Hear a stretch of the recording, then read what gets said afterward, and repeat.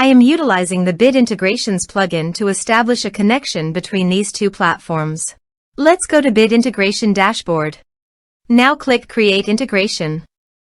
Now search and select Trigger, which is Brizy Form. Select a form. Click Next. Search and select Tutor LMS for action. Here give the meaningful integration name as you want.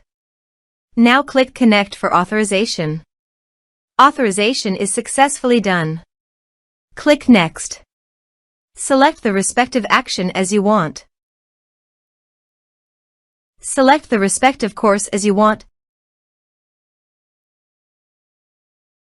There is no user map option, so you must submit the form from the user login.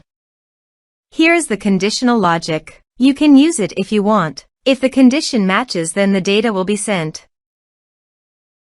Click Next. Now save the integrations. Now go to your course page. Here I have logged in the user. Now go to your form and type some information and submit the form.